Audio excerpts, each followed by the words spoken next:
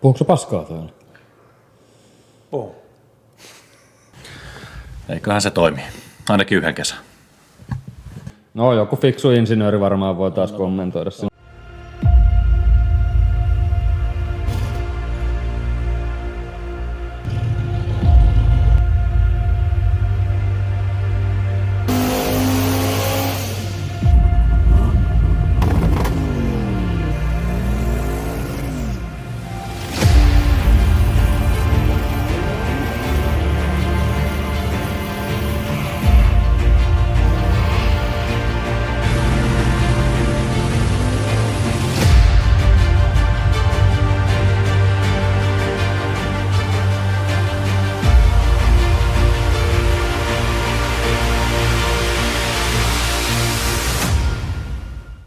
Vesipumppuhässäkkä on helvetin kalliilla liittimellä tehty. Joo, tintan. Mutta siinä on vesipumpulla on tavallaan putket kaikki on niinku paikallaan valmiina. Vähän puuttuu hitsisaumaa ympäriltä, mutta rupeaa olemaan kiinnike vielä itse pumpulle. Se on vaan tässä letkujen varassa, niin sille täytyy joku tuki tehdä, että se on jossain kiinni. Mitä me tehdään seuraavaksi? Pitäis vähän jäähyttimeen vaihtaa paikkaa Aan lähtöön ja vanhaa paikkaa pikkusen tulppaa kiinni. Ja Lähdetään kokeilemaan. AN16 liitin tulisi tuohon ja toivottavasti nyt riittää sille veden tarpeelle, mutta on se muillakin riittänyt.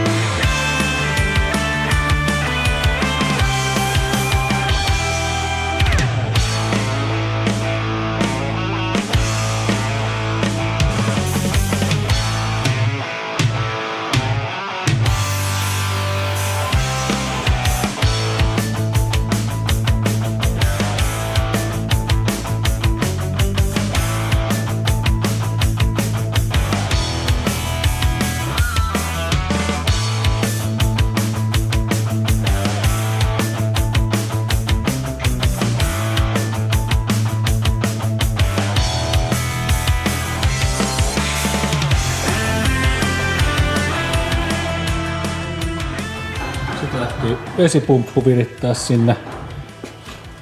Sai sille putket hitsattua nippuun ja letkuun täytyy vetää letkulähdöt tuossa pumpussa ja joka paikassa. Niin vedetään letkulla tuo pumpun linja ja meillä tuli tuo ylävesiletku tuli AN16. Täytyy sanoa, että aloin jo katumaan. Tuli niin kallis, että siinä on Baltiaralla 200 € ylävesiletku, ei mitään järkeä. Mutta se on nyt siellä. Mutta saatiin nyt tuo alavesiletku kans kondikseen. Tulee tosi hyvä.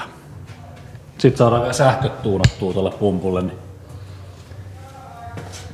no 4-lampainen liitin Bemarin pumppu, niin otetaan selvää, miten se toimii. Et sit saadaan, miksi tähän hommaan lähdettiin ylipäätään, niin saadaan sitten Ekusta ohjattua pumpun nopeutta.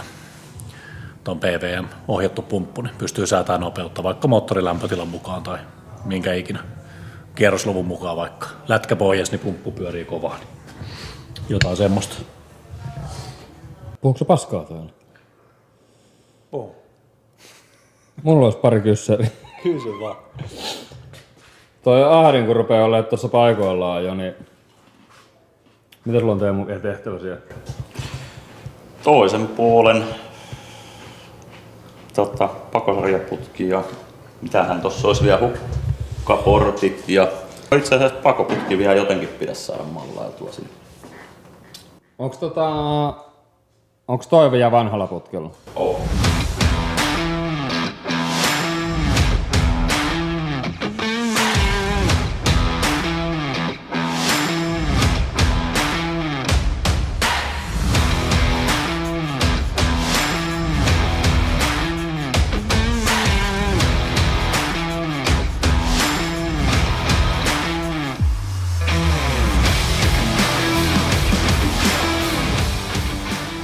Sä meinaat kiinnittää tonne tukevasti?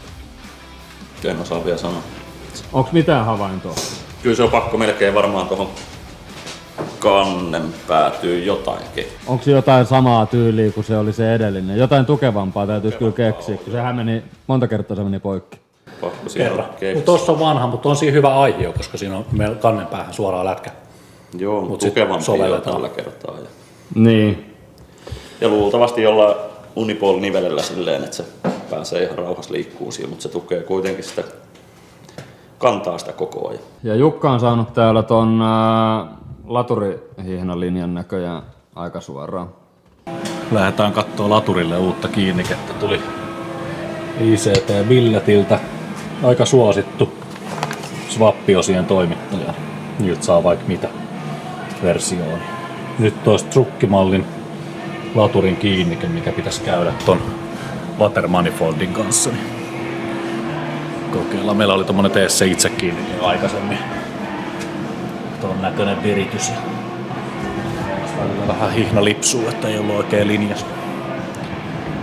Kokeillaan miten se ICT-billetti menee paikalle.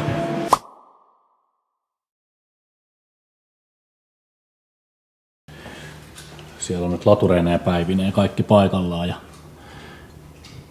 pari ongelmaa meiltä sieltä tulee. Eli siellä on metanolilinja, tulee pumpulta tuolta alhaalta tuolta välistä. Sille joudutaan joku jatko saada tuonne seyötä menee kiinni.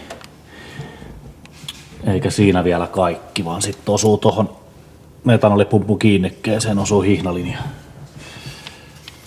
Se on siinä ihan tasaraha.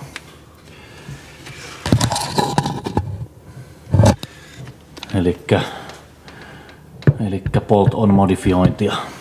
Se on lähettävä pyörää siirtää. Saa hihnalinjan korjattua kohille. Mut pienen menee. Näyttää ihan hyvältä. Se ei ihan Bolton se ei onnistunut toi kiinnike kyllä. Et se hihnalinja heitti 18 milliä.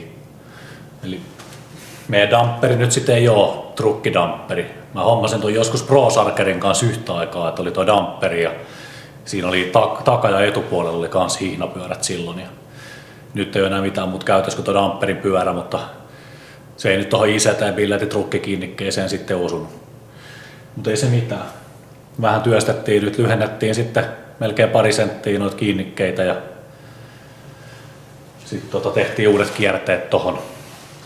Se olisi osunut muuten tänne, hihna on osunut suoraan tonne metanolipumpun kiinnikkeeseen, mitä nyt ei tietenkään ICT-billetti ole voinut ottaa huomioon, että semmonenkin tuolta löytyy. Lähdetään siitä asentaan, niin katsotaan mitä se nyt menee. Pultit pohjaa nyt sitten vielä kanteen. Täytyy ne vielä lyhentää. Saatiin pultit lyhennettyä ja nyt se on sitten koko paketti siellä. Ja nyt toimii. Hihna on vaan väärän mittainen, se täytyy vielä käydä. Mut nyt on hihnalinjat kohdillaan ja tosiaan tuolta väleistä kaikista otettiin 11 milliä. Eikö 17 milliä. 17 milliä pois joka holkista, muttereet lyhemmäksi. Tolle hihnapyörälle uusi kierre. Saatiin siirrettyä siitä 3 senttiä. Nyt sit osuu niin, että mahtuu kulkea kaikkia. Tulee hyvä. Täytyy lähteä metsästään oikein hihna. Nyt meni laturi hihnapaikalleen ja tuli hyvä. Nyt on tosi hyvä. Kaikki vaikuttaa aina kaikkeen, johonkin koskee, niin aina menee uusiksi.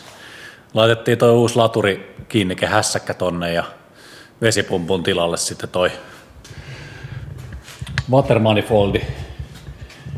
Niin nythän siinä sitten seurasi sitä, että tuolla takana on metanolilinja.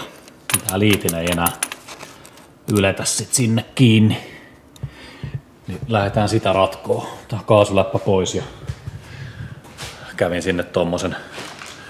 Tää on oikeesti läpivientikappale, mutta jos kuitenkin tommosen ehkä tuuman pidempi, niin lähdetään kokeilemaan, jos se tolla korjautus.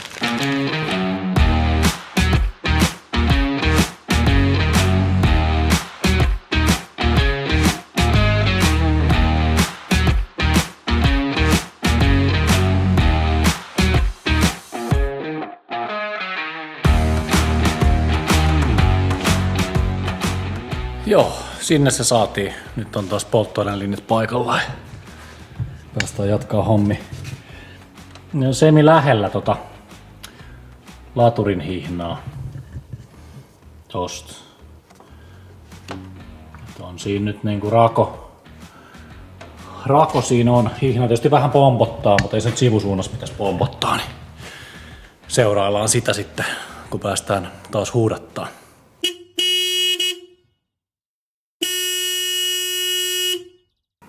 Nyt tulee vähän magea juttu. Ensi viikolla sitten lähdetäänkin katsoa Floridaa. Sick Week lähtee käyntiin viikon päästä. Tää ei tosiaan ole mikään tavallinen kiihdytyskisa, vaan Sick Weekissä vedetään radoilla täysiin ja siirtymät yleisillä teillä. Ja nyt on sitten maailman kovimpia vehkeitä. Kaikki ei todellakaan mene suunnitelmien mukaan, että se on ihan takuun varma. Siellä on 3 ruotsalaista kamaratiimiä tällä kertaa messissä, niin on tosi mielenkiintoista lähteä seuraamaan. Racing Hearts painelee paikalle ja lähdetään katsoa, mitä isot pojat tekee. Siellä on Sami Toivonen ja Mats Appelgren kamaralla ja Next Level Racingin Niklas Lindrin ajaa ja Olla Lundqvist vetää tiimiä. Sitten Bittersweet kamaralla vetää Stefan Gustafsson ja sillä taisi olla veli siellä apparina. Stefanihan me tutustuttiin Malmössä viime vuonna. Sääteli meille ne sytkät ja metanolihomman siinä kondikseen. Silloin kyllä hoksattiin, että nyt on kova luokan tekijä kyseessä. Onhan sillä hurja kokemus. Se voi jopa voittaa tuon homman. Lähdetään katsoa, että nämä on kyllä tosi kovia vehkeitä.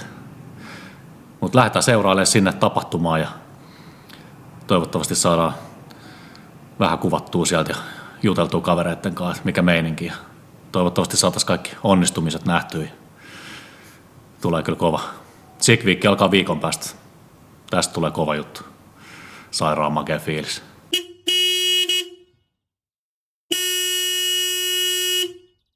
Etuiskareissahan meillä alkoi säädöt reistaamaan. Lähinnä toi yläpään säätö. No alapäästä löystyi ne kompressisäädöt. Niin kuin löystyi ne nupikat meinas tippuu tielle. Ja yläpäässä sitten taas niistä ei enää tapahtunut mitään. Ne vaan jauhaa tyhjää siellä. Ne hävisi ne naksut sieltä. Sitten aika vaikea säätää silleen lotolla, että olisiko puoli kierrosta. No ihan sikatiuhaa ne naksut, niin ei todellakaan onnistu. Lähdettiin ottaa selvää, niin siinä oli käynyt niin, että tuolta oli tippunut niin kuin sisuskalut pois, johon se liittyy. Mä laitan kameran tohon.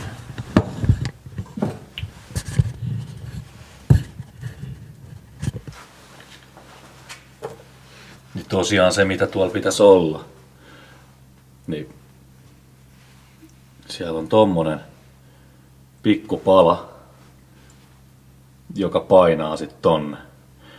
Kun sä pyörität sitä, niin se naksuu sitä iskaris olevaa vastakappaletta vasten siellä. Ja tää menee tonne pohjalle. Sitten sen perään menee jousi, jota nyt tässä tapauksessa ei ollut. Tämmöisestä tuotteesta löytyy varaosa. Jos tossa. Sitten kun olisi joku sorminäppärä kaveri, kuka saisi sen sinne, niin se saa taas paikan. No, mä en nyt ala ährää sitä sinne, mutta kyllä mä sanoin, jos ne taistella. Taas mä lyhennän sitä tarvittaessa. Noin se saadaan fiksattua. No sit toisesta oli se pikkupalakin hävinnyt. Tarvittiin tommonen. Niin mä keksin nyt muuta. Mä kävin raakamateriaali puuilosta.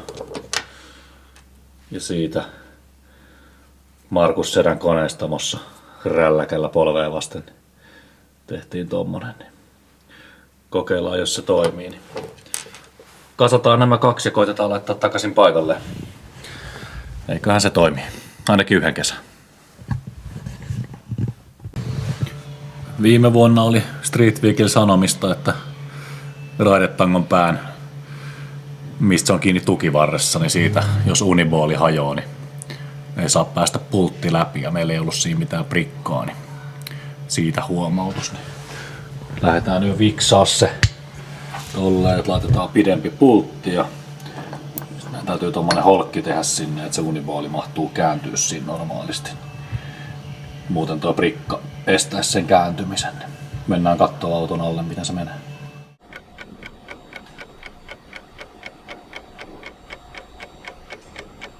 Ja PDM-juttu ja sulla on tuo jalkotila tuolla ihan räjäytetty. Siellä on jo piuhoja kiinni. Siellä on 2 liitryä keskikossa vetää. Niin oli joku video. Aikamoinen häröpallohan tää on. Joo. Näyttää taas niinku. Joo, mutta ei oo enää, siellä on pari ylimääräistä piuhaa enää. Ja sit katsotaan, takakontista varmaan vedetään kaikki pois. Siellä on ollut ilokaasun pullon lämmittimellä ohjaukset. Ja... Ai niin joo, kun ne voi heittää kaikki huitin. Joo, Joo. sinne on mennyt varmaan 4 piuhaa ainakin on menossa, mitkä nyt karsitaan sieltä pois. Joo. Mites onks tossa häröpallossa vielä, niin onko siinä kolvattavaa? Vai meneekö vaan liittimiin kaikki? No sieltä tulee liittimiä, joo. Inputteja vähän ja outputteja vähän. Ehkä suurin semmonen jännän äärellä huoli toi sulakerasiasta pitäisi leikkaa vaan kylmästi kaikki piuhat poikki ja jatkaa kaikki valojohdot tonne PDM-boksiin. Se on semmonen vähän jännä. Millä sä jatkat ne? Ihan kolvaamalla? No kolvaamalla. Nyt tietysti kaikki nauraa, että ei autoissa käytetä kolvattuja liitoksia. Säkin sen tiedät. Niin, pitäisi vetää kaikki uutta vaan. Kaikki puristusliitoksilla. Niin, Niin kuin auto tehty. niin, mutta pitäisi melkein ottaa tuolta, vetää kaikki helvettiä ja vetää kaikki uusiksi taas. Joo, ja autossa on muutaman vuoden vanha koko auto on uusittu alkuperäinen johtosarja GM. Ihan vimpan päälle on kaikki piuhat, niin kyllä ne jatketaan vaan. Joo, kyllä ne jatketaan. Ja kun kolvaa ne kunnolla, niin ei siinä nyt pitäisi mitään ihmeellistä. Ei niissä ole ollut muutenkaan. Vaikka ne onkin vähän häröpallo, niin ei niissä nyt mitään vikaa ollut. Ei hyvin toimi. Mutta siinä on joku viisaammat tietää, että onko näin, että kolvattu liitos aiheuttaa vastusta. Joku siinä on, että sanotaan, että autoissa ei pitäisi käyttää kolvattuja liitoksia, vaan pelkästään puristusliitoksia.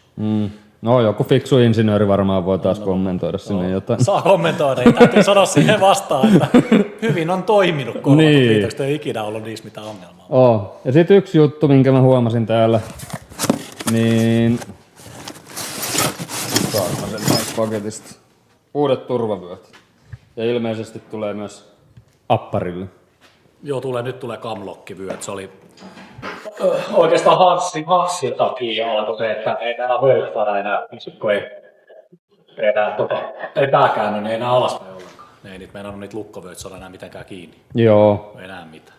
No, se nähdään sitten, että tarviiko auttaa vai eikö tarvii auttaa. Joo, Noin nyt luulisi olevan helpommat. toivotaan. Noin vanhat ja jotenkin vähän perseestä. Joo. Mutta ton kimppuun. Näkemiin. Mä nyt päädyin sitten luopua sulakerasiasta kokonaan. Mä eka ajattelin, että se olisi hyvä läpivienti, mutta sieltä lähtee niin paljon sit piuhaa kojelaudan sisään ja muualle, että on äärimmäisen vaikea hyödyntää. Tai pitäisi kojelauta ja kaikki purkaa atomeiksi, että pääsisi käsiksi niihin piuhoihin. Niin nyt se sitten käytännössä menee niin, että sulakerasiasta pohja pois ja mä katkon käytännössä sieltä kaikki piuhat. Otetaan ne kaikki piuhat sieltä poikki ja joutuu kaikki jatkaa ja viedään ne tonne PDM:lle. PDM-asennushommi. Aletaan katsoa mitä siellä on. Siinä olisi PDM 25 hardware. Aika maltillisen kokonen. Sitten lähdetään perkaan. Miten niitä saisi johdotettua mahdollisimman fiksusti. Ja käydään vähän läpi sit tietokoneen ruudulla, että täytyy tehdä suunnitelma niistä piuhoista, että mitä tulee mihinkin inputtiin. Mä luulen, että siitä päästään sitten hyvin liikkeelle. Mutta lähdetään katsoa autoa sisään, mihin on saadaan mahtua. Sen verran iso on, että ei nyt ihan mihin vaan mene. Mä mallasin penkin alle ja vähän joka paikkaan. Mä päädyin nyt tommoseen, että se nappipaneeli otettaisiin likimain tonne. Sitten toi itse eku menisi niinku tonne sisälle alle. Joudutaan pilkkoa toi keskikonsoli, kun toi on niin jäykkää kovaa kamaa, että se ei kyllä anna yhtään anteeksi. Takana olisi ollut niinku hyvää tilaa, mutta mun mielestä sit johdatus menee kyllä tosi vaikeaksi. Kuitenkin kaikki sähköjohdot, lähestulkoon kaikki menee konehuoneeseen ja tohon tavallaan tuonne ratin alle. Niin ei viiti turhaa rupea ottaa mitään 1,5 metrin ylimääräisiä johtovetoja. Nyt rupeaa olemaan vanhat sähköt saatu sieltä niinku auki. Viimeisiä johtoja vielä irti jossain. Minne se nyt sitten tulisi? Varmaan just mahtuisi sen keskikonsolin sisään. Noi pinnihommat sai ihan fiksusti, kun teki tietokoneelle vähän pohjaa, niin mulla on siinä vilkku vasen, output 13. Siitä etsitään ohjeesta.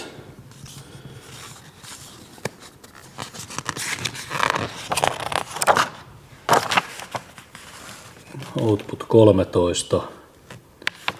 B6. Tää on fiksusti, tää näyttää tuon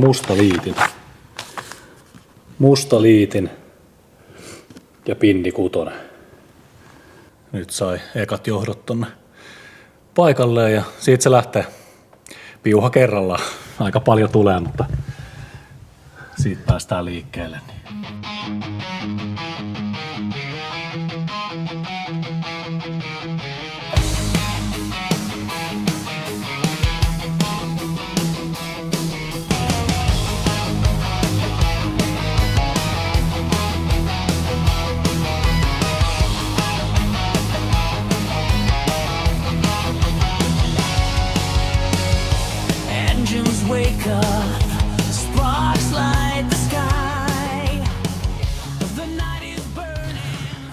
Sen verran on piuhoja ja vanhoja merkintöjä, niin petrataan vähän merkintöjen kanssa. Me ollaan käytetty nyt tämmöstä juttua, että tämä Dymo, ihan perus 20 euron aparaatti, mutta ajaa hyvin kyllä asiansa. Paljon tullut käytettyä noita kitaralappuja sun muita, mutta kyllä kun on tuo pari vuotta pyörinyt jossain, ei näy sit kyllä enää mitään. Tolleen kun vedetään tarra, niin on kestävä ja löytyy sit vielä ensi kerrallakin. Tosiaan esimerkkinä, niin täältä löytyy näitä jotain vanhoja teipinpaloja. Tuolla vielä näkyy. Tätä Jukka yrität tehdä. Vaihdetaan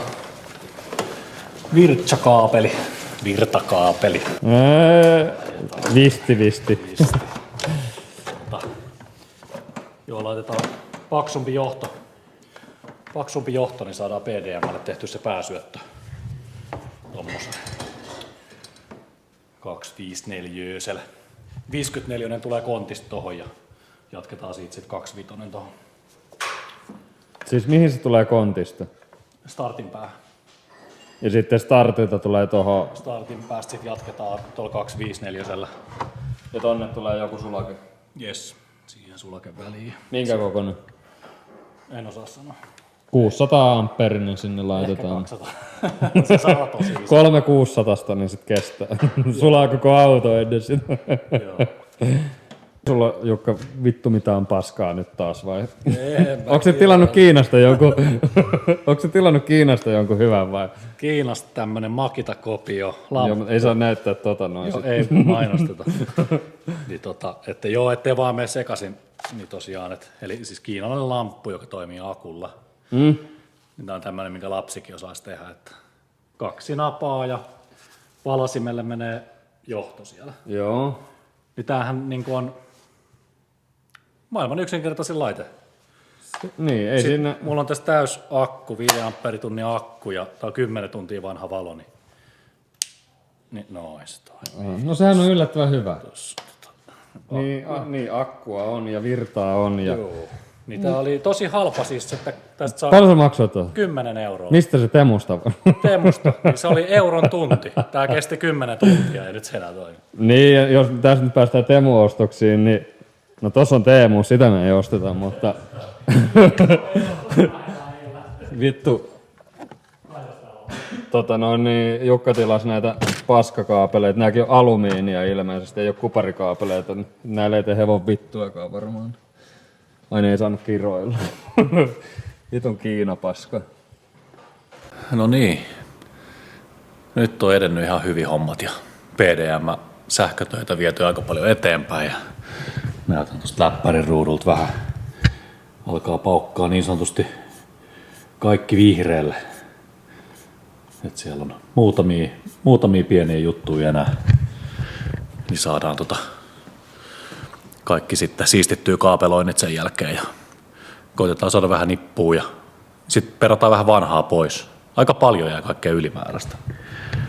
Tuosta nyt nopealla silmäyksellä jo varmaan asiaa hahmottaa, että siellä on jonnin verran sitä kaapelia. Tietysti pelkästään nyt 50 johtoa tulee tohon, niin jossain ne siellä on kaikki. Ja nyt saatiin sitten vedettyä just bensapumpuille muun muassa, niin tulee suoraan PDM:ltä ja kaikkea muut. Nyt kontin johdotukset kans muuttuu yksinkertaisemmaksi. Takavalot ja bensapumput muut menee tuolta. Sitten on hitsaushommat on edistynyt kivasti. Saatiin pakosarjat käytännössä valmiiksi. Sieltä menee kippurat. Ne tulee tosi kivasti nyt. Yksiosainen niin tavallaan pakosarjojen päästä siis toi alaputki niin yhdellä osalla ja siellä on joustokappale välissä. Ja ton pituinen on sitten paineputkisto. Että nyt mennään kyllä maltillisella pituudella. No tosissaan.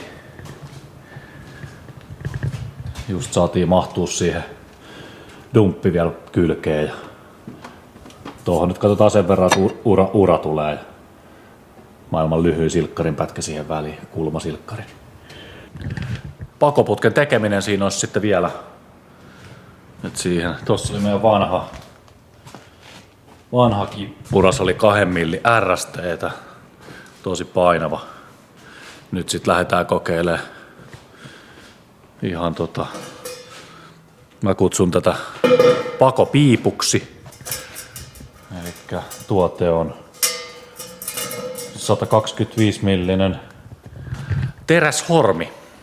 Eli nyt on savupiippu, eli pakopiippu.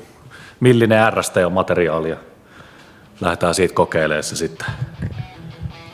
Sieltä tullaan ja tuot pihalle. Lähdetään hienoa pakopiippuun.